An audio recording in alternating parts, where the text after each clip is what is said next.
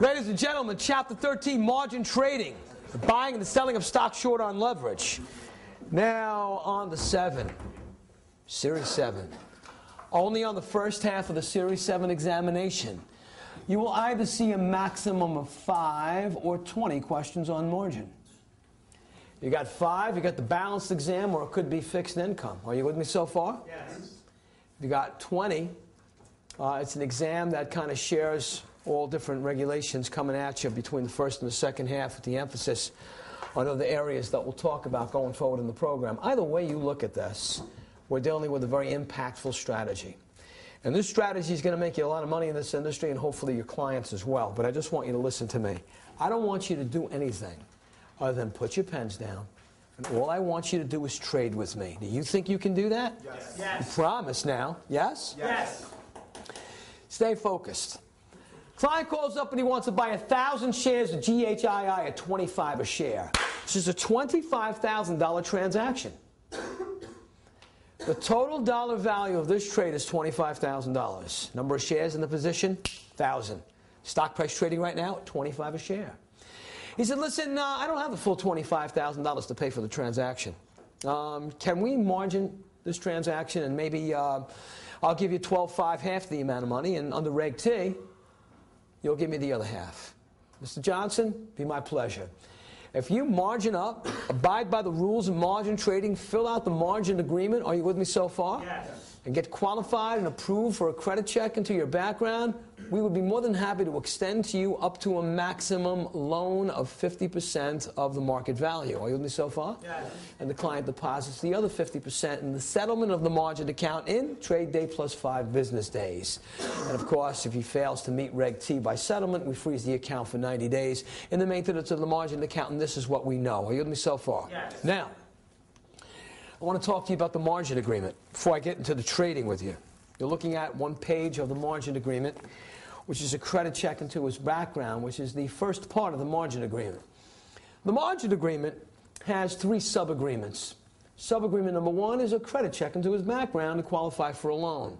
But I want to more importantly talk to you about the second sub-agreement of the margin agreement. It's called the hypothecation agreement. Now, to hypothecate stock is to pledge stock in the name of. When he contacted you at Goldman Sachs, are you with me so far? Yes. And asked for Goldman Sachs to lend him in my transaction 50% of the buy is $25,000 in the form of a loan. Are you with me so far? Yes. I need you to know that Goldman Sachs first requires that this stock that he wants to buy on margin with borrowed money is required to be hypothecated or pledged in the name of the broker-dealer. Why? Only when the stock is pledged in the name of Goldman Sachs, for example, if you will, does Goldman Sachs have the legal authorization to be able to go into the account to be able to sell that stock should we deem it necessary in order to generate money, possibly to meet a maintenance call, which we'll get into later on. We can't touch that stock component in that account unless that stock is hypothecated or pledged into the name of the broker-dealer. Are you with me so far? Yes. But there's a second part of that sub-agreement that I want to share with you of the hypothecation agreement, the pledging of stock into the name of the broker-dealer.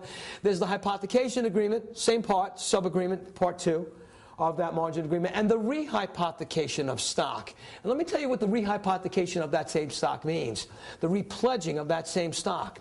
When that stock is pledged or hypothecated into the name of the broker-dealer, Goldman Sachs then takes that same stock, which has been pledged in their name, listen carefully, and rehypothecates it or repledges it into the name of J.P. Chase to borrow money from the loan. The investment bank goes to the commercial bank.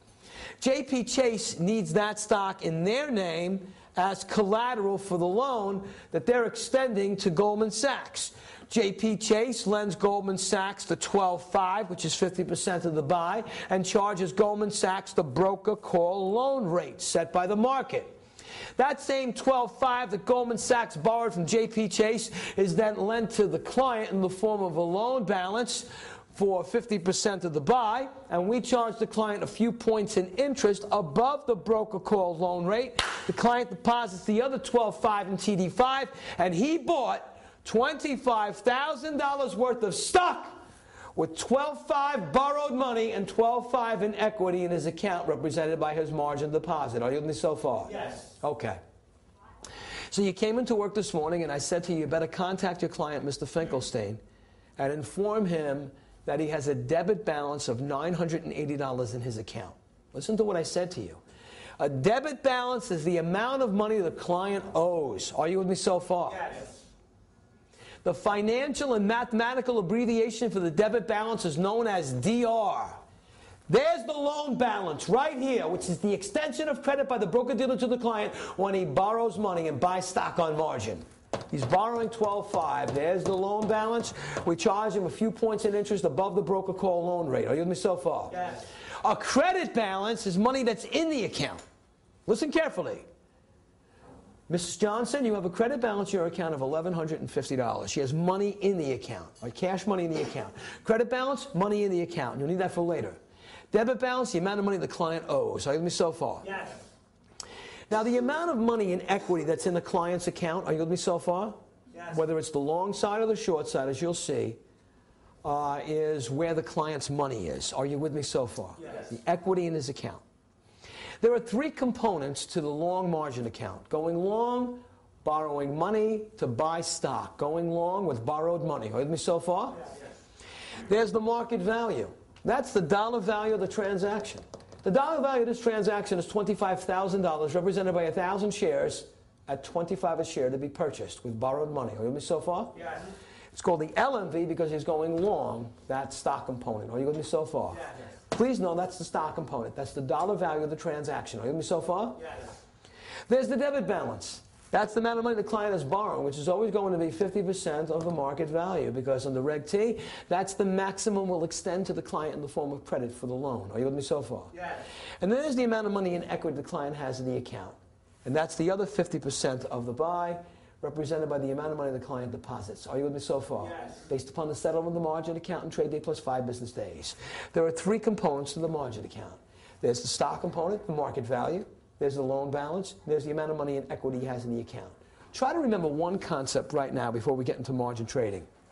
On either side of the margin account, long side now, short side later, when the amount of money in equity is increasing in the equity in the account, when equity is rising, are you with me so far? Yes. Client's making money. Always remember, when equity is increasing, client's making money. Won't always be in all transactions that he's going to be making money. Are you with me so far? Yes. But whenever equity rises, on the long side or the short side, client is making money. Are you with me so far? Yes. Now let's go to NASDAQ before we actually do the trade. NASDAQ is going to give you, this is Series 7 now, if you will, margin account information.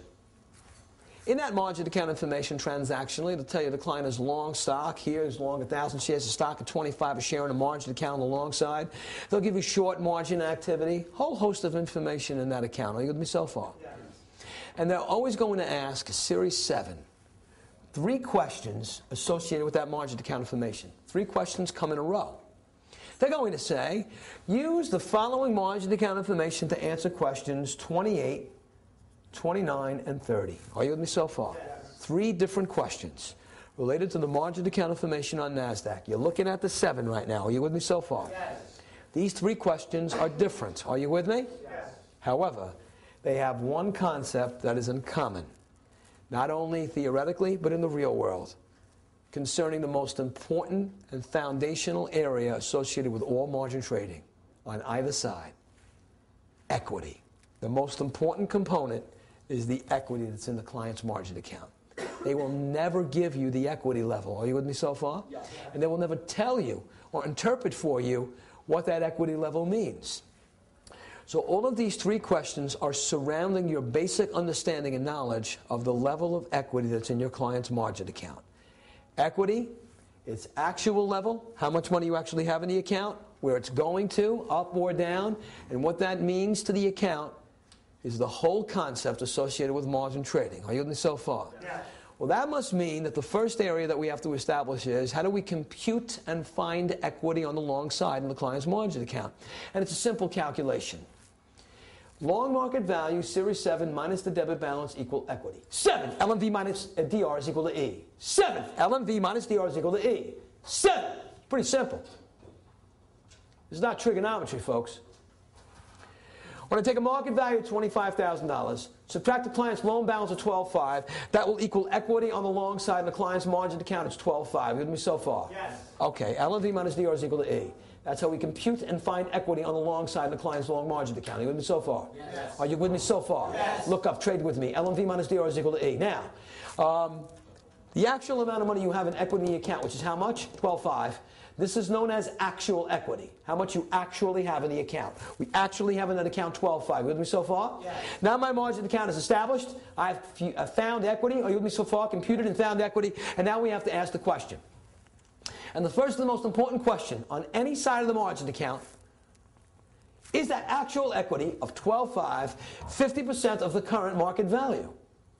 And that current market value that we have right now in that margin account is $25,000. The actual equity is $12,500, 50% of that current market value. What we have just established and defined is the definition of what is known as required equity. The equity level in your client's margin account is required to be at a certain level. Are you with me so far? Yes. This level is called required equity, where it should be. The definition of required equity is when, 7, the actual equity in your account is 50% of the current market value. Well, the current market value right now is $25,000. Required equity is $12,500 because that's 50% of $25,000. We actually have $12,500. The account right now is in required equity. Everybody's happy. Financial advisor's happy. Goldman Sachs is happy. Client's happy. Equity is where it should be. Are you with me? Yes. Good. Now, you executed this order this morning at 9:31 when the market opened. You bought $25,000 worth of stock with $12,500 in borrowed money. Your client deposited the other $12,500. When Reg T is equal to 50%, it's a 50-50 partnership between the broker-dealer and the client. Are you with me so far? Yes. Bought $25,000 worth of stock with $12,500 in leverage and $12,500 in equity in the account. Agreed? Yes. Client loves to use borrowed money to buy stock. This is not a client who buys securities in a cash individual account. He's the player on the street. He's what you seek. Are you with me so far? Yes. He has no problem paying a few points in interest above the broker call lane for the borrowed money. Are you with me so far? Yes. Broker call rate. So, earnings are always reported at the market close or pre-market open. Are you with me so far? Yes. And tonight, after that trade was done today at 405, that's a NASDAQ stock. Are you with me so far? GHII. Yes. 6 NASDAQ stocks come out with positive earnings in earnings quarter that beat Wall Street's expectations. Are you with me so far? Yes. Tremendous news to the market. What do you think happens the next day to the composite? Heavy buying comes into the market on that positive news, and the composite increases, if you will, 79 points. Are you with me so far? Yes. Let's draw out some numbers. And everything in the composite rose along with that stock that you bought yesterday on margin. Are you with me so far? Yes. That stock, because I'm one for the dramatic, went up to $35 a share. The stock went up 10 points. From 25 a share to 35 a share. How many shares in the original position on margin? 1,000. Are you with me so far? Yes. Where's the stock trading at right now? 35 a share. Look at your market value. This is the stock component. That reflects the number of shares relative to the price in the market per share. Look at the market value now. Market value went up to $35,000 from what? $25,000. Because the stock went up 10 points. Your client gained an increase of $10,000 in market value on his account. Now look at me. Your client didn't send in any more new money, but the market value went up because the stock price went up. Are you with me so far? Yes. If the stock price went up 10 points, he gained a $10,000 increase in market value in the account. It is $1,000 in increase or decrease in market value relative to the increase or decrease in the stock's price. Are you with me so far? Yes. I mean, if you had a round lot in the position, you would have gained an increase of $1,000 in market value. Am I right? Yes. But we have 1,000 shares in the position, and the stock went up 10 points, so we get an increase of $10,000 in market value in the account. So the market value is constantly changing because the stock price is constantly changing relative to a fixed number of shares in the position. Am I right? Yes. Take a look at the loan balance. Goldman Sachs doesn't have to lend the client any more new money. We only lend him more new money when he buys more new stock on margin. And that, we only lend him 50% of the new buy. And he deposits the other 50%. He's not buying any more new stock. All that happened here was the stock that he bought on margin originally went up 10 points in market value. He gained a $10,000 increase in market value. Therefore, he's not buying any more new stock. The loan balance is the same because we're not lending him any more new money. Am I right? Yes. Okay.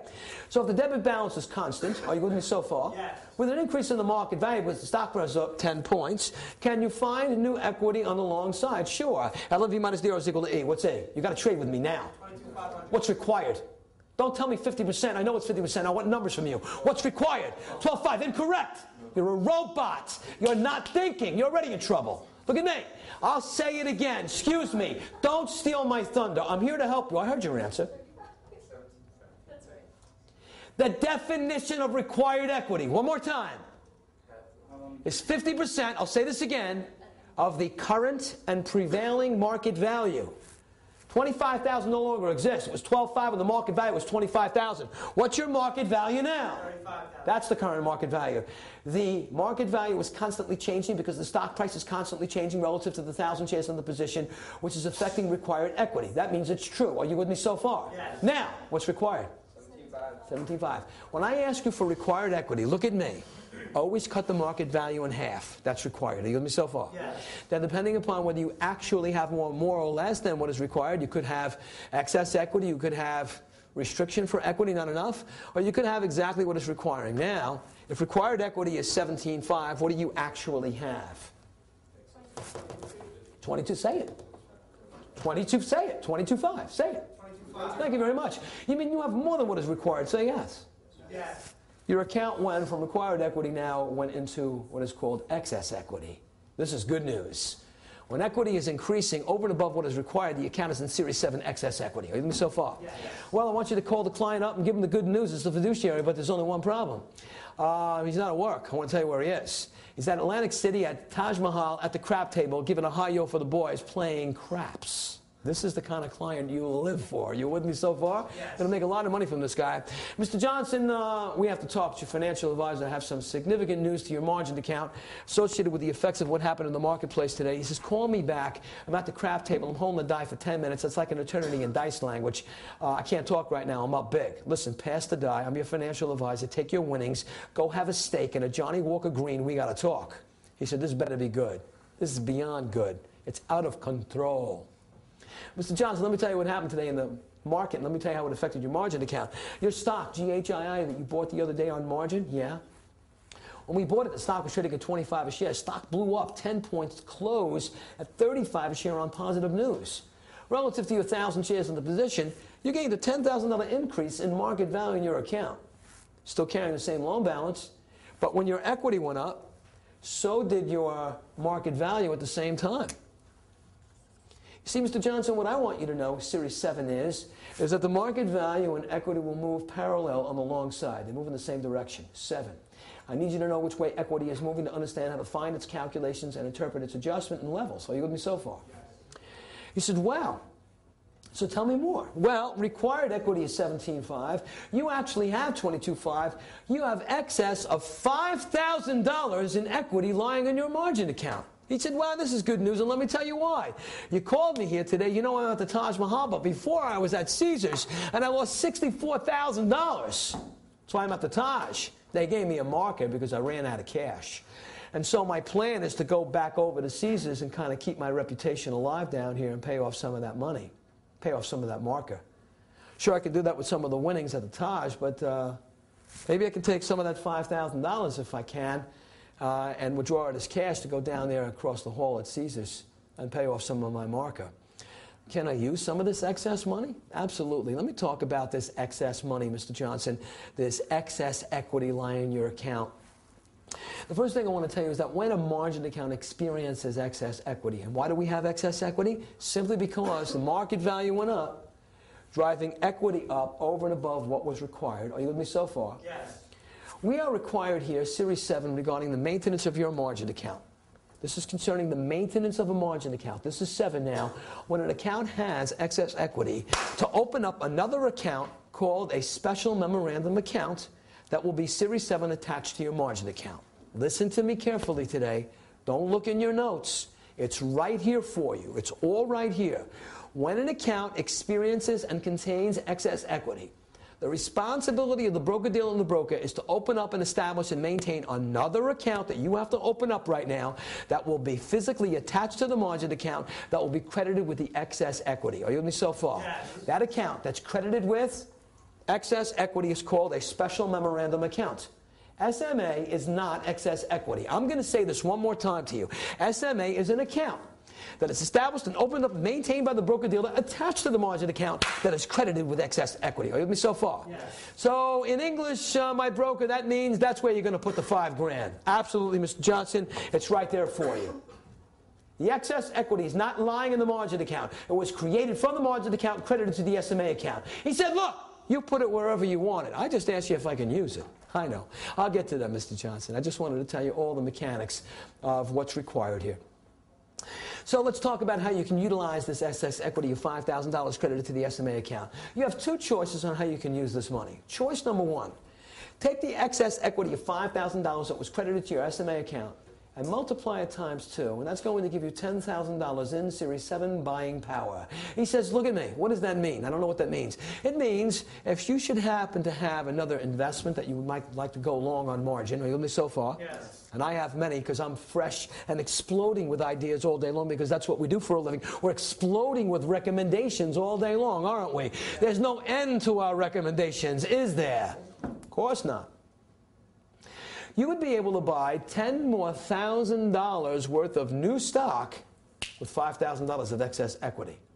Look at how the leverage is doubling and expanding. Watch what's happening to the margin account. Are you with me so far? Yes. So $10,000 is the ability to buy more new stock with $5,000. Double excess equity. Correct. Like I said, I don't have any new ideas that I'm looking to go long. I want to go over to Caesars and pay off my market. That's about the only thing that's my agenda. Well, let's get to that, Mr. Johnson. The second way you can use excess equity from the SMA account is to withdraw the $5,000 excess equity amount of money as cash and walk across the street over to Caesars and pay off some of your market and keep your reputation. One little thing, depending upon whether you use the excess equity as buying power as the amount withdrawn, I want you to look at the SMA account like a credit card. You see, this excess equity of $5,000 is not your money. You didn't create this money. You didn't send this money into the account from your capital. This was excess money that was created simply because the stock price rose, driving equity above what is required. Are you with me so far? Yes. So you can use the excess equity that was created from the market. Are you with me so far? Yes. But we're going to charge you depending upon how you use excess equity. Look at the utilization of excess equity money, either as buying power or as the amount withdrawn, as a credit card. Are you with me so far? Yes. And what component, ladies and gentlemen, out of the three is the leveraged component? The debit balance. That's the loan amount. So for the very first time, you're about to see the loan balance go up depending upon how he uses money that's not his. Are you with me so far? Yes. And he has no problem with taking on a little bit more of a loan balance to use this money either to the amount withdrawn, are you with me so far? Yes. Or to buy more new stock as buying power. And so the client decides to go to Caesars. Are you with me so far? He says, I want to withdraw the $5,000 as cash and pay off my marker. Now, here's your margin account. You have a market value of $35,000. You get a debit balance of $12,500. You get equity of $22,500 and excess equity of $5,000 credit to the SMA account, either as $10,000 buying power or as $5,000 amount withdrawn. He chooses to take the excess equity of $5,000 credit to the SMA account and withdraw it as cash. Am I right? Yes. Is he buying any more new stock now? Yes or no? No. No. So under the assumption that the market value is still at $35 a share, you with me so far? The market value is still $35,000. The market value has not changed because he's not buying any more new stock. He was drawing his money as cash. Now, that's not his money, am I right? Yes. The loan balance is going to reflect how he's using excess equity. And how is he using it? Is the amount withdrawn. How much is the amount withdrawn? $5,000. Therefore, the debit balance is going to go up by the amount withdrawn. Debit balance goes up depending upon how he uses it. Am I right? Yes. And he's using it as the amount withdrawn. 12,500 plus 5 is equal to a new debit balance of? 17,500. NASDAQ always wants this number, always. They want to know, based upon utilizing excess equity as the amount withdrawn, how that affects the equity in the account. Are you with me so far? Yes. And therefore, LNV minus 0 is equal to E. Can I have a number? 17,500. And what happened to equity? Equity went down from 22,500 to 17,500. Your debit balance went up from 12,500 to 17,500 because he used money that wasn't his, and the market value was unchanged. Am I right? Yes. Because he wasn't buying any more new stock. He simply withdrawing money as cash. Am I right? Yes. Series 7, bullet 1. When you withdraw money from the SMA account, when you withdraw excess equity, are you with me so far? Yes. Market value is unchanged. 7, bullet 1. 7, bullet 2. Debit balance goes up by the amount withdrawn, because it's not his capital. And 7 bullet 3, equity goes down based upon the computation of LMV minus DR is equal to E. Losing money now. Look at me. What was his equity? 22.5. Look at his equity now. 17.5. I said when equity is rising, you're making money. When equity is going down, you're losing money. Am I right? Yes. He's pulling money out of this account in the form of excess equity. Am I right? Yes. Therefore, his actual equity is going to go down. And he's using that money as the amount withdrawn for liquidity needs. That's okay. But look at the effect the amount withdrawn has on the margin account. He's not buying any more new stock. We're charging him for the amount withdrawn, and his equity is going down. Are you with me so far? Yes. You need to understand how the withdrawal of the money from the excess equity from the SMA account affects the margin account. Are you with me so far? Yes. And what it means in English. He's not buying any more new stock. We're charging him for the amount withdrawn because it's not his money. He didn't create it, and his equity is going down. No problem. But what happens if he said to you, listen, so $5,000 in excess equity means $10,000 in buying power. I think that Caesars can hang on to its market right there. They know I'm not going anywhere. I'm still in town. Met a couple of friends of mine here in Atlantic City out of Philadelphia. Good colleagues of mine. Pretty heavy in the market, by the way. I think they're long about 27,000 shares of Qualcomm, buy some Red Hat hardware. This is the computer industry. They're long Cisco. They're heavy on the tech side. They've been telling me about a couple of stocks that might move. And one of them is Advanced Micro Devices, which is the competitor to Intel. They take a look at that stock pretty closely. They own a significant position, and after having stakes in Cohiba Cubas and Torpedoes and Johnny Greens, you know what? I believe in them about Advanced Micro Devices. And so you know what I want to do? Instead of withdrawing this money as cash, don't worry about Caesars. Let's take the $5,000 of excess equity credit to the SMA account, and let's buy $10,000 worth of new Advanced Micro Devices. Now he wants to do a trade. Are you with me so far? Yes. Here's your margin account.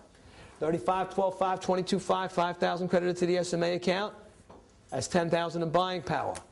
How does he want to use this money now? He's using it as buying power. He's buying $10,000 more worth of new stock with $5,000. Am I right? Yes. Is he buying more new stock now? Say yes. Yes. Which one of these three is the stock component? The market value. Market value right now is $35,000. The market value is going to go up by the buying power amount to $45,000 because it's buying $10,000 more worth of new stock. Look at me. Is that his money? No.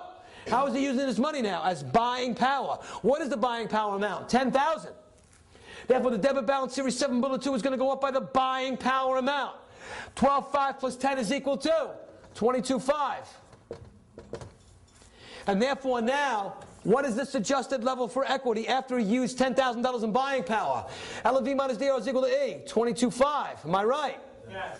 And the actual level of equity at 22.5 is 50% of the new market value of $45,000 after $10,000 in buying power is used, and you went from excess equity back to required equity, and everything is Jake. That means good.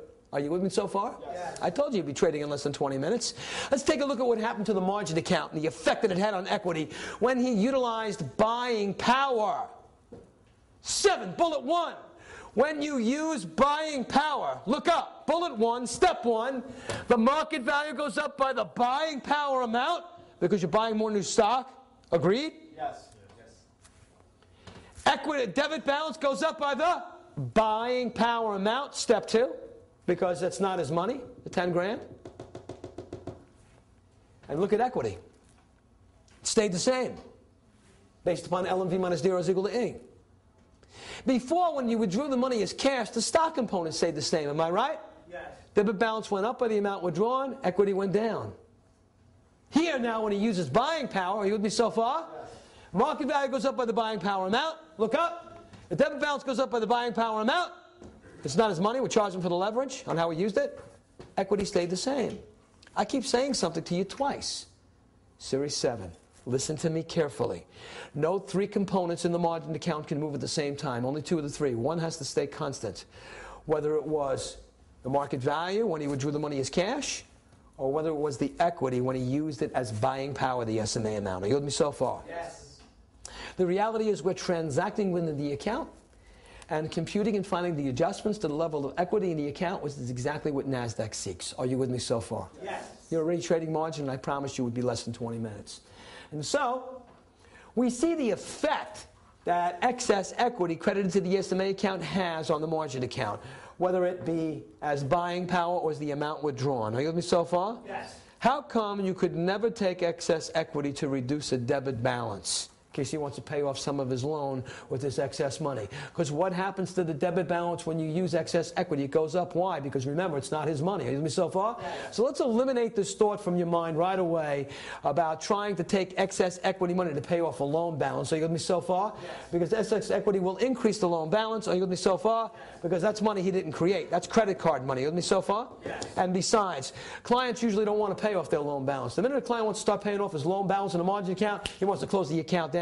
Because he keeps that ongoing loan balance because he wants to continue to trade with borrowed money on leverage. Are you with me so far? Yes. Right. So, now, if one day stock prices go up, like a 10-point rise, and the composite that goes up almost 80 points, what do you think happens the next day after that composite went up the previous day to the composite? It's usually going to go down on short-term trading profits. Am I right? Yes. Composite goes down 59 points the following day. Everything in the index goes down. So does your stock. Are you with me so far? It went from 35 a share to now trading at 20 a share. The stock lost 15 points. Your client lost $15,000 in market value. Increases or decreases in the market value based upon the fluctuations in the stock's price do not affect the loan balance. What does? When you use money that's not yours. Are you with me? Yes. I keep SMA right there, excess equity. We only utilized it before to show you how it affects the margin account, either as buying power as the amount withdrawn. Here's your market account, margin account right now. At a stock that's trading at 20 a share with 1,000 shares in the position, he lost $15,000 in market value, still carrying the same loan balance, if you will, because I'm just assuming that he didn't use that excess equity. Are you with me so far? Yes. With a constant loan balance, a decline in the market value by $15,000 in value to 20 a share on 1,000 shares in the position, can you find new equity on the long side? Sure. LNV minus DR is equal to E. What's E? 7,500. What's required? I know it's half. Can I have a number from you, please? Give it to me, Donegan. Cut the market value in half. That's required equity. Market value is 20,000. Required equity is 10. What do you actually have? 7,500. This account is in restriction series 7 for equity by how much? $2,500. Look at me. Look at me. Look at me. You're the broker to that account. Are you with me so far? Yes. I want you to call the client, but he's no longer in Atlantic City. He took the red eyes in California. He's at the Bellagio. This guy's calling this his West Coast business trip. He's out of control. Are you with me so far? Yes. He's way out of hand. We'd like to say that in Brooklyn. You're way out of hand. You're not just out of hand, you're way out of hand. Oh, okay. It's a big difference between being out of hand and way out of hand. Yeah, well, call him up just as soon as he checks into the Bellagio. Choice 1, decision number 1. Mr. Johnson, before you check in, I've been to the Bellagio. Isn't it wonderful? You're a broker here. Got me? Yeah, I'm here to remember you, and you remember me. We had a massive sell-off in the marketplace today. Well, what would you know? You're on West Coast time right now. I'm still on the East Coast, and I'm here just to tell you that your stock took a 15-point hit. Stock is trading at 20 a share. 1,000 shares in the position, you lost $15,000 in market value. LNV and equity moved parallel alongside. When your market value went down, so did your equity, from 22.5 to 7,500. Because when you buy stock with borrowed money, you want stock prices to appreciate above the price that you bought the stock at. Am I right? Yes. It is a form of bullishness because you're buying with borrowed money. Stock price is going down, equity is going down, you're losing money. Am I right? Yes. So, you lost a lot of equity in your account. He says, so? Well, what I do want you to know is that required equity is half the market value. The required level for equity in your account is $10,000. You lost so much market value that took down equity below what is required. Your account is in restriction for equity. He says, so? Well, your account is in restriction by $2,500 for equity. With me so far? Yes. I give you a choice. Decision number 1 by the financial advisor. Right off the concierge for VIPs, such as yourself at the Bellagio, there's a Western Union right in the lobby. I've been there many times. Before you check in, I want you to make a beeline for that Western Union, and I want you to send in and wire to me into your margin account immediately $2,500 and bring that equity back to $10,000 and put this account out of restriction back into required equity. And then you're going to have a great casino day. Are you with me so far? Yes. That's choice number 1. Choice number 2. Mr. Johnson, check in. I hope you have a great West Coast trip. You don't have to send me 1 red cent. This account is going to stay in restriction. You don't have to bring it out of restriction and have a great day on the casino floor. 2 different choices. Which one is he doing? Is he sending in the $2,500 to bring that account out of restriction for equity and put it back into required level of equity? Or is he doing nothing? What is he doing? You're the broker to that account. Tell me right now. Look at me and tell me right now. Paying that money. What do you want to do? Do I have to take a survey now? Is that what I have to do? I thought we were going to trade together. Okay, let's take a survey because I can see you can't move any other way. How many people in the room, I want to have to do this, you know? How many people in the room say send in the $2,500? So you wanted the survey. Look how you're participating in it. What's wrong with you? Who says send in the $2,500? I send in. Okay, who says do nothing? Get on that line. Yeah, the answer is do nothing. But now I want to know why. Gio. How come this client is going to be allowed to keep this margin account as a restriction? He's going to keep that account a restriction. He's not required to bring that account out of restriction. He doesn't have to send you one red cent. You couldn't be more right, but I want to know why. Time out, Donegan. I want it from Gio. Hang on. I'll be right with you. How come this client doesn't have to send you any money? How come he's going to be allowed to keep the account a restriction? As long as he continues to... Excuse me. I can't hear it. I don't know what the question. I don't know what the answer was. I don't know what the question is. I know it is. I'll go by wrong answer, but I was going to say... It's okay. Whatever you say. I just want to know why you're telling me he doesn't have to send you $2,500 to bring the account out of restriction. Why will you allow this client to keep this account in restriction? You're right. I just want to know why. Isn't it that if he does it, he purchases another... Forget about another trade. Let's forget about other further future transactions. It's got nothing to do with that. I want to know why he's allowed to keep this account in restriction. Okay, Gio doesn't know, but that was his best shot. He was going to future trades to probably try to make it whole. Sounds like he's going to be a good salesman on the phone. Has nothing to do with this transaction. Rosa, how come he doesn't have to send you one red cent? He's allowed to have a minimum requirement of 25%. No, we didn't get to minimum maintenance requirements. Got nothing to do with that either, but thank you very much. Anybody else? Excuse me. I love you, Mike. Yeah, you're a great guy. You know, how old are you? 21. Okay. I know. I got socks your age. First he was sending it, well, look, but I want you to know he jumps on the bandwagon. And what do I mean by that? First he was sending in the $2,500, and now you're going to give me the rationale as to why he doesn't have to send anything. You hang on in abstention for a minute. Who else says he doesn't have to send in one red cent? The lady with the SMA? You know, he's just dying to redeem himself right now. But I'm going to tell you why, because I don't want to speculate further, because I know you don't know. And that is, why did this account go into restriction? Something happened to put the equity down below required equity. What happened? The stock dropped. The stock price. What happened to it? Got pumped. It was 15 points. Okay, the stock price went down. When the market value went down, equity went down. Are you with me so far? Yes. Now look, that wasn't your client's fault. And no, this is not one of the risks associated with margin transactions. What's not one of the risks associated with margin transactions? Well, that if the stock price should come down and brings equity down below what is required, he has the responsibility of bringing equity back up to its required level. Are you with me so far? That's not one of the risks associated with margin trading. And therefore, he didn't cause that account to go into restriction. And therefore, he doesn't have to bring it out of restriction because he didn't put it into restriction. Are you with me so far? You see, your client has one primary responsibility when he engages in margin trading on the long side. And that is, Mr. Johnson, don't forget what I'm about to tell you right now. Every time you buy stock on the long side in your margin account, 7 meet Reg T, TD5. Look, when he bought $25,000 worth of stock, did he send in 12.5 and TD5 say yes? Did we lend him the other 12.5 say yes? That's all he's required to do. Every time he buys more new stock in the margin account, deposit 50% of the buy in TD5. We'll lend you the other 50%. And therefore, when the account went into excess equity, he didn't create that. He had nothing to do with the stock price rising, putting the income back into an excess level. That's why when he used that money, we charged him for it because it wasn't his. Like he didn't create the excess when stock prices went up. He didn't put it in a restriction equity when it went down. Are you with me so far? Therefore, because he didn't put it in a restriction, he doesn't have to bring it out of restriction. And therefore, he says, oh my God, I just didn't even check in here. I thought you were going to ask me for $2,500. No, Mr. Johnson, I'm not going to ask you for 1 red cent.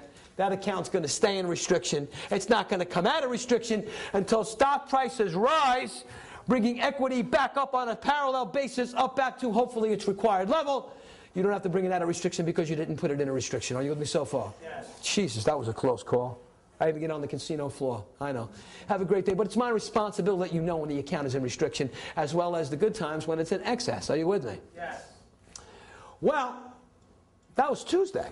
You know, when he got to Vegas. Are you with me? Now it's Thursday, and he left the Bellagio, and I want to tell you where he went. He went to the Venetian. Are you with me so far? Maybe he's got better look at another casino. And he calls up, and he says, listen, met a couple of friends of mine out of Chicago over here in Vegas. You thought my friends in Philly were heavy in the market. You should see these guys. I think they got close to 6-7 million in the market. Wow, no doubt. I'd like to speak to them sometime about their existing portfolio. I'm sure you would. But over breakfast this morning, gambling 48 hours straight, so we were pretty hungry. I said, no doubt. They were talking to me about, you know, margin trading and arbitrage transactions. We were getting involved in a lot of exciting investment strategies that they are involved with in the marketplace. I said, again, I'd love to speak to them sometime about their portfolio. I'm sure you will. He said, listen, how's my margin account doing? Still in restriction? Absolutely. Gee, I guess it's not going to come out of restriction until stock prices rise, bringing equity back up to its required level. Gee, I guess not. And I don't have to send you one red cent to bring the account out of restriction because I didn't put it in a restriction. Isn't that right, my broker? Isn't that what you said to me on Tuesday? That's what I said to you on Tuesday. We couldn't be more right. Just want to go and hear it again. Just want to make sure I heard you right. Not looking for any surprise calls while I'm out here on my West Coast business trip. I'm sure. Yeah, it's no problem. Yeah, you didn't put the account of restriction out to bring it out. He says, but now that I do have you on the phone, I got to tell you that they were talking to me about Eli Lilly. More on the conservative approach on that biotech issue. Really quite unlike them, but they're now into diversifying their portfolio away from technology issues and going into quality research and development and Fortune 50 stocks that pay cash dividends. Well, they do sound sophisticated. I can't wait to speak to them. Maybe I'll get on the red eye and come out and meet them tonight. Could I? I'm dying to talk to guys like this, you know, heavy in the market. Well, not tonight. We're pretty busy, but maybe next week. Maybe you can go meet them in Chicago. But on Eli Lilly, I'll tell you what I want to do. They've convinced me to go long that stock. Are you with me so far? Yes. In my margin account on the long side, an account that's in restriction. So here's what I want to do. I want to buy $7,500 worth of new Eli Lilly stock in my restricted margin account. Are you going to do that trade? This account is in restriction. Yes or no? Yes. What's required? Client sends in $37.50. As long as he meets Reg T in the new buy, what is Goldman Sachs going to do? We're going to lend him the other 50%, the other $37.50, and the account is going to stay in restriction. It's got nothing to do with this transaction, and the account is not going to come out of restriction until stock prices rise. So the client will be allowed to buy more new stock in a restricted margin account as long as he does what? Like I've been saying, meet Reg T in the new buy. We'll lend him the other 50%. You with me so far? Yes. That was Thursday. Now it's the following Monday, and the client calls up, and he's no longer in Vegas. So you with me so far? Yes. He's in Nevada at the Pequot Indian Reservation, where there's this illegal crap game in a teepee with a minimum ante of $100,000. I mean, this guy just doesn't stop. Are you with me? And he says, how's my margin account still in restriction? Yes, sir. Gee, that market's really not cooperating. Guess not, Mr. Johnson. Listen, didn't do so well in Vegas, and we're getting ready to come back east. Are you? Well, I'm sorry to hear that, but maybe you'll have better luck when you come back east. Yeah, but we made one pit stop. We're at the Pequot Indian Reservation in Nevada here, and we're playing this crap game in a teepee with some chief smoking a peace pipe. Listen, these are Indians. They got a lot of money, and it's all tax-free dollars, I'm sure. Can I speak to them? I'd like to talk to them about their portfolio, too. I mean, it just doesn't ever stop. I want to speak to everybody, you know. We'll get to that. I'll give you the big chief on the phone pretty soon. Right now, he's just smoking some mushrooms. You know what I mean? You got to do the peace pipe thing. Yeah, I'm sure. He said, listen, minimum ante around here is $100,000, and if you lose, you don't pay. They scalp. There's a big difference from Vegas and back home. I'm sure. He says, see, you know what I need? I need a little extra liquidity for this high-stakes game on this reservation. So here's what I want you to do. I want you to go into my existing margin account. I want you to liquidate some of that GHII stock that I originally bought on margin a while back and send me $10,000 in sale proceeds. Now, hey, wait a minute, pal. This account is in restriction. We will certainly allow you to buy more new stock in this restricted margin account as long as you meet Reg T and TD5 on all new buys. And we'll lend you another 50%. But on the liquidation of stock to send you money, in a restricted margin account, that's a little bit different. Are you with me so far? Yes. The client's giving you a sell order to sell stock and generate for him send $10,000 in sale proceeds out of restricted margin account. Are you going to sell stock out of the restricted margin account and send him money, yes or no? No way. The answer is yes. How much will you give him? The full $10,000? No. How much will he get? $5. Why does he get the full $10,000 in sale proceeds? What happens to the other 50% of the sale proceeds? Does it have anything to do with the fact that the account is in restriction? No. You're not sure. Are you with me? Yes. I'm the 7. I got you. I can tell you're not sure. Are you with me? You can be not unsure now as long as you're sure when you get into 40 Rector. Are you with me so far? We can make any mistakes when we're in training. You know that. No, the fact that the client only gets to keep 50% of the sale proceeds when he gives you a seller to sell stock in a restricted margin account has nothing to do with the fact that the account is in restriction, again. But it rather has everything to do with the fact, Series 7, that the client is holding a loan balance here. Have you forgot that little loan balance that that debit balance you're carrying? And that's why you can't get to keep 50% of only get to keep 50% of the sale proceeds when you sell stock in a restricted margin account.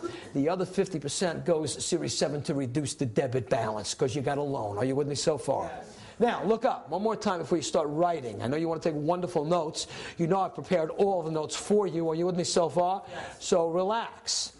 Where does the client actually withdraw money from? Does he actually withdraw money from the margin account? No. We actually withdraw money from what account? Can't hear you. Look up. I cannot hear you. Look up. What account? Right.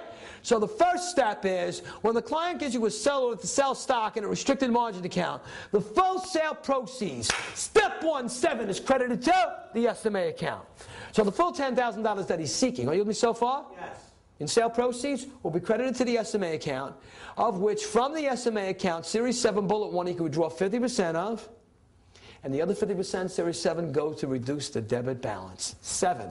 What we've just handled on your page in Chapter 13 is the buying and the selling of stock in a restricted margin account. Are you with me so far? Yes. Let's repeat now what we already must know. Let's take a look, and I'm just going to read this back to you one more time. I'm on the page in the body of your work associated with restricted margin accounts, and I'm into the area that says, right under that box right there, purchases in a restricted margin account. Are we all there? 1313. Are we all there? Yes. Okay. Doesn't look like we're all there, so I'm going to wait for everybody because I don't want to move 1 nanosecond without everyone. 1313. It says at the top, restricted margin accounts. And all I'm really going to do right now is kind of sum up what we've just done. And what we've just done is buy more new stock in a restricted margin account and sell stock from a restricted margin account. Purchases in a restricted account. When the account is in restriction, the customer can still buy more new stock in a restricted margin account. Look at the last sentence of that paragraph. It's not necessary for the client to deposit any more new monies, or any monies, to bring the account out of restriction because he didn't put it in a restriction. All he has to do is meet Reg T on no new buys. Are you with me so far? Yeah. So you will be allowed to continue to trade and buy more new stock in a restricted margin account as long as he meets Reg T on a new buy. Am I right? Yes. Look at the next paragraph. The sale of stock in a restricted margin account reverberates what I've already just said. 100% of the sale proceeds first get credited to the SMA account, of which you can withdraw 50% of, and the other 50% goes to reduce the debit balance. Are you with me so far? Yes. Good. Now the client flies home. Welcome back home to the East Coast, Mr. Johnson. I'm sorry your West Coast business trip was kind of brutal and rough. Yeah, you know, I made one pit stop at Resorts, no doubt, just before I went home, and that's where I am right now. I'm sure you did, Mr. Johnson. Welcome home. How can I help you? He said, my margin account. Yeah, what about it? Still in restriction? Still in restriction. We're not getting a cooperating market right now. I don't have to send you any more new money to bring the account out of restriction or any monies at all because I didn't put it in a restriction. Isn't that right, my broker? You couldn't be more right. He said, listen, I was thinking about doing some transactions today in my restricted margin account. Well, what do you got in mind? I want to sell $5,000 worth of the GHII stock that I bought in my restricted margin account. Yeah, no problem. And I want to buy $5,000 worth of new IBM stock right in my restricted margin account. Client's giving you the two transactions, a buy and a sell, done on the same day, and the account is on the long side in restriction. Are you with me so far? Yes. We have a name for this transaction. It's called Series 7 and SSB, also known as the same-day substitution. The same-day substitution is the simultaneous purchase and sale, 2 trades of stock in a restricted margin account. Now, how will you know that the Series 7 is talking about a same-day substitution? I mean, let me ask you this question, and I mean this from the goodness of my heart. What do you really think that they're going to do? You think they're going to say, question number 29, the following is the same, that's my anchor voice. Don't make fun of that voice. I like that voice. The following is the same-day substitution. Is that what you think they're going to do? They're not going to do it that way. I'm going to show you exactly what they're going to do right now. Remember I told you, look up, stay really focused. Margin account information on the 7 and 3 questions to follow in succession in consecutive order. Are you with me so far? Yes. Let me show you what one of these 3 questions is going to be related to that margin account information. I'm looking at 7 right now.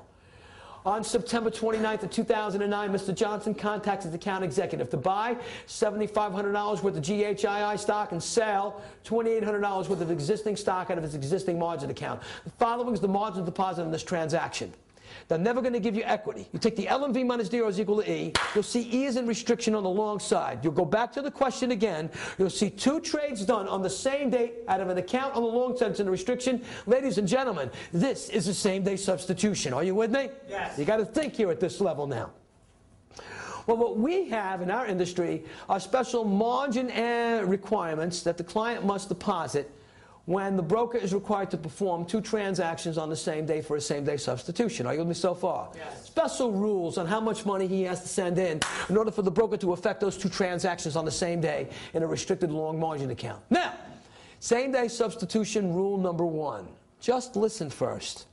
When the dollar amount of money of the buy and the dollar amount of money of the sell are the same dollar amounts of monies, they wash each other out, those 2 trades. 7, 0 deposit required by the client.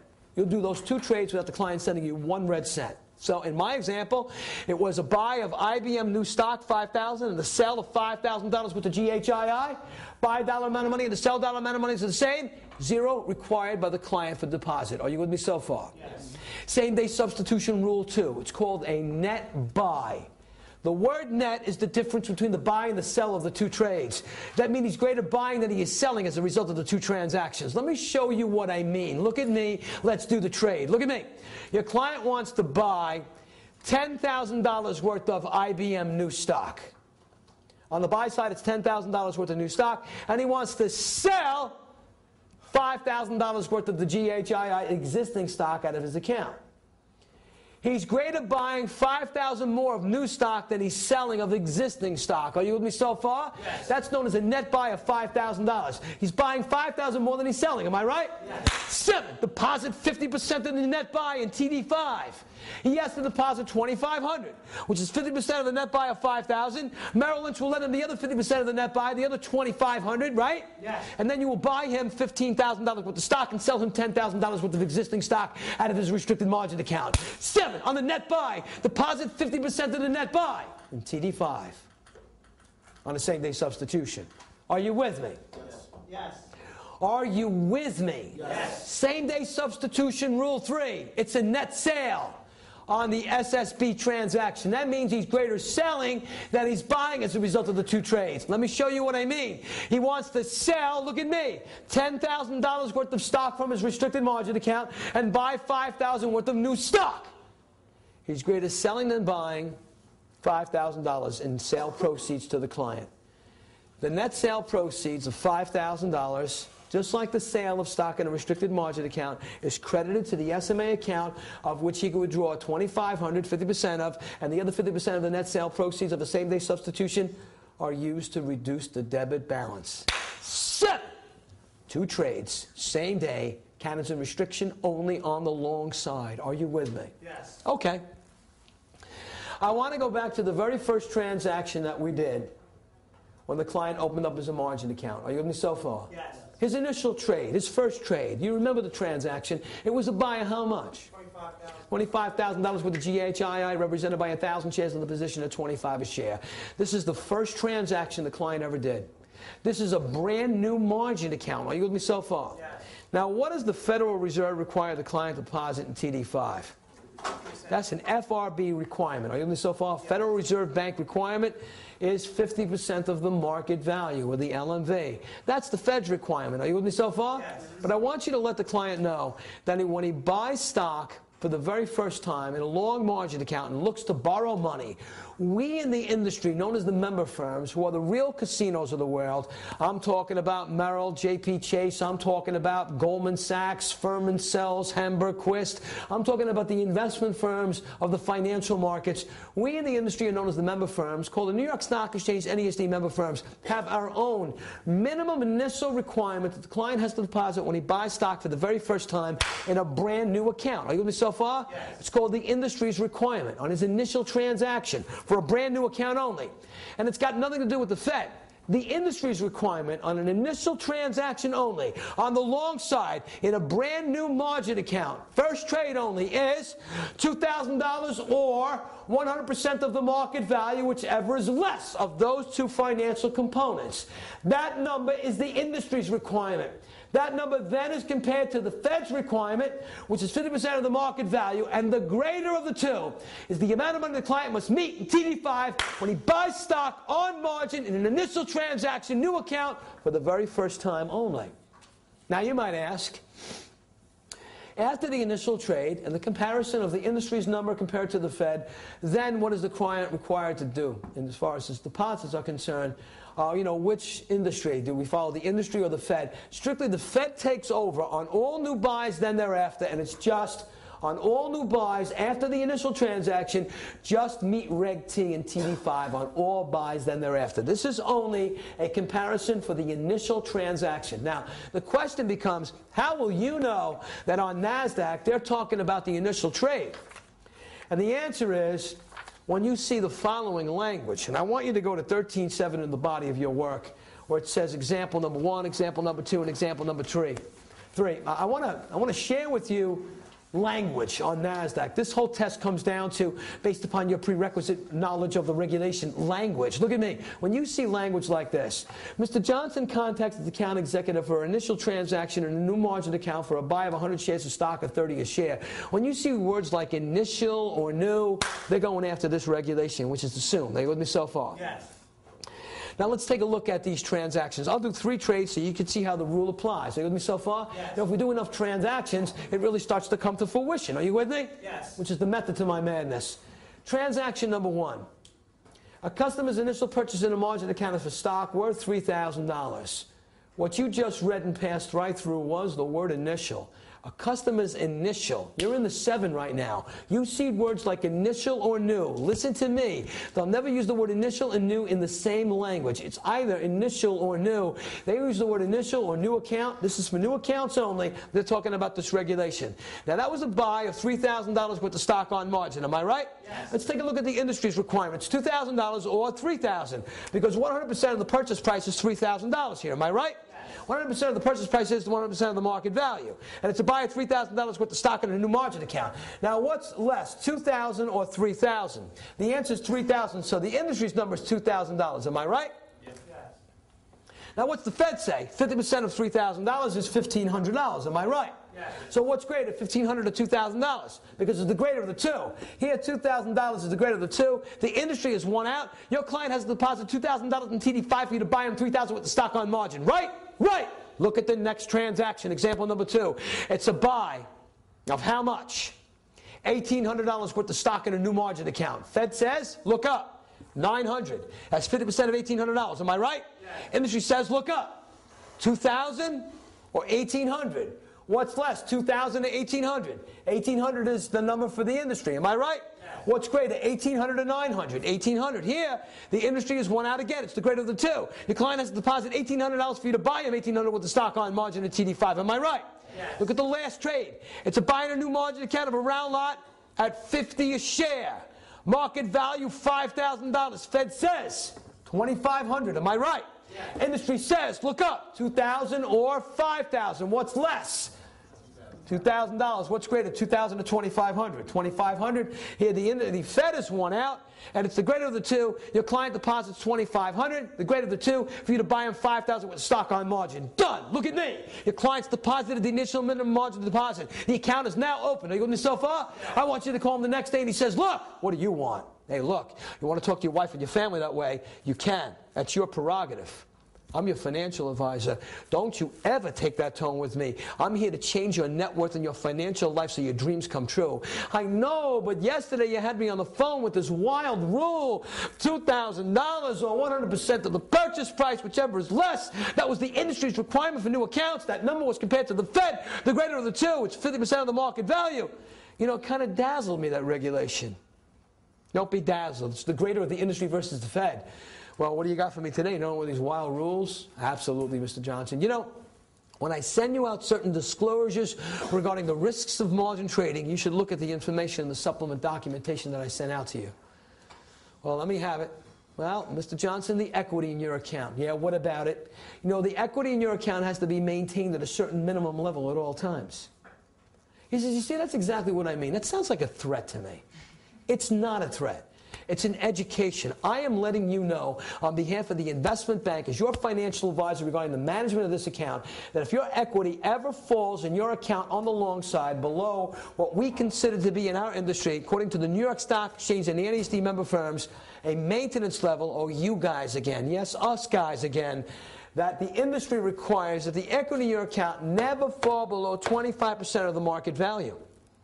If the equity in your account ever falls below 25% of the market value, which is defined as the maintenance level for equity, you would be in violation of maintenance. I'm going to pick up the phone, and on demand, I'm going to give you a maintenance call, which you must send in immediately.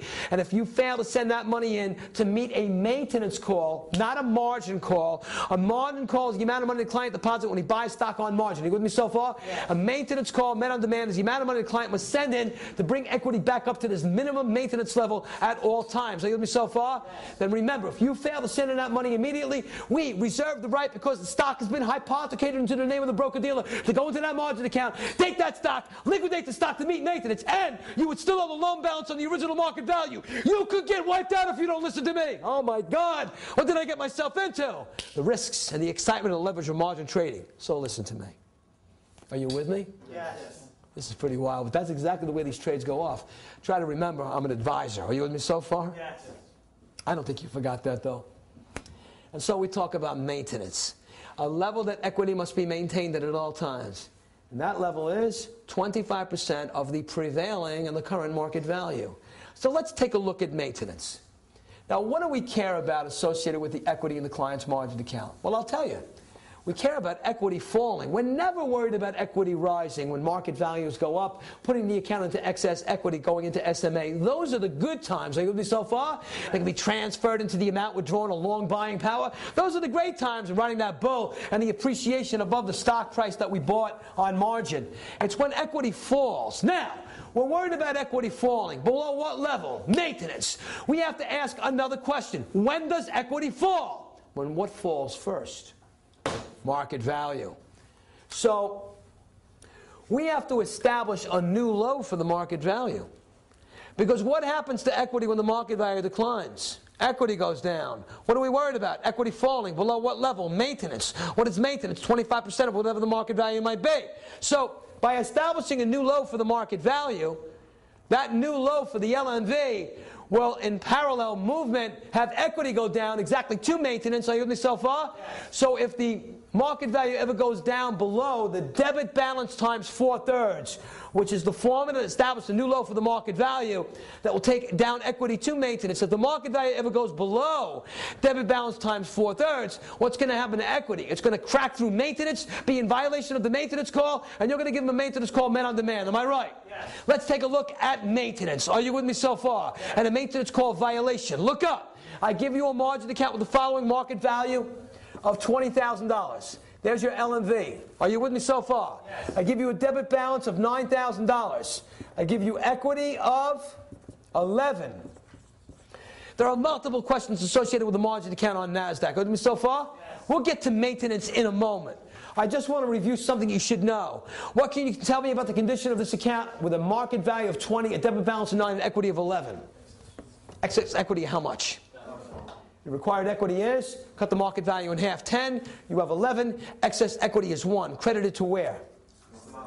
SMA. Double it, and what do you got? 2,000 what? Buying power. Question number 1. Watch the trade. Use your buying power, and I'll never tell you it's 2,000. It's assumed. Are you with me? Yes. Buy more new stock on margin with the utilization of your buying power and find adjusted equity in your client's margin account. They always want that number after the trade is done. So, are you buying more stock? Say yes. Yes. How much more new stock are you buying? 2,000. Which one of these three components is a stock component? Market value. Therefore, what's going to happen to the market value? It's going to go up by what? The buying power amount, which is $2,000. Give me the new market value. 22,000. Is this buying power $2,000? Your client created that money? No, it's not his money. Am I right? What's going to happen to the debit balance? It's going to go up by the buying power amount. It's not his money. It's how he's using it. Am I right? Buying power amount is $2,000. 9 plus 2 is equal to? L of V minus 0 is equal to E. Constant. Are you with me so far? Why? Because you know, because we've said that when you use buying power, the market value and the debit balance go over the buying power amount. No three components can move at the same time, only two of the three. One's got to stay constant. Based upon L of V minus 0 is equal to E, equity is the same. Are you with me so far? Yeah. Well done. The answer to that question would be 11,000. Are you with me so far? Yes. Because you know the reg. Right? Right. You with me? Yes. Stay with me. Are you with me? Yes. Look into my eyes. Are you with me? Yes. I'm going for your license. I need you here. Okay, let's go to maintenance. What did I tell you? I said take the debit balance, which is how much? You got to trade with me. How much? No, it's not. Debit balance is 9. Stay with me. Equity is 11. Take the debit balance, which is $9,000, and multiply it times 4/3. And that's going to give you a new market value, a new low for the market value. What happens when the market value goes down to equity? Equity goes down to maintenance. Are you with me so far? Yes. Now look up. Don't write. Look up. I want you to stay right here. Debit balance times 4/3 gives you a new market value of $12,000. That component equals 12,000. Are you with me so far? Yes. Increases or decreases in the market value don't affect the debit balance. What does? When you used SMA money. All we're talking about is the decline in the market value. Your client lost how much? $8,000 in market value. Stocks went down. Market value went down. Am I right? Yes. Still got the $9,000 in debit balance. Am I right? Yes. Yes. L of V minus 0 is equal to E. E is 3. 3,000 exactly 25% of 12. Your client can lose $8,000 in market value. When that market value goes down, equity goes down from 11 to 3, losing money. Are you with me so far? Yes. But he's exactly at maintenance. If he loses any more than $8,000 in market value, what's going to happen to the equity account? It's going to crack through maintenance. You're going to give him what kind of a call? A maintenance call meant on demand. Sit! That's the long side. You come back in 10 minutes. Watch this. I'm going to light it up. I'm going to bring in the short side. And then for the grand finale, I'm going to bring the long and the short side together into one explosion that's going to make the Grucci fireworks on the 4th of July over City Field look like a goddamn firecracker. Wake up! 10 minutes, short and long side.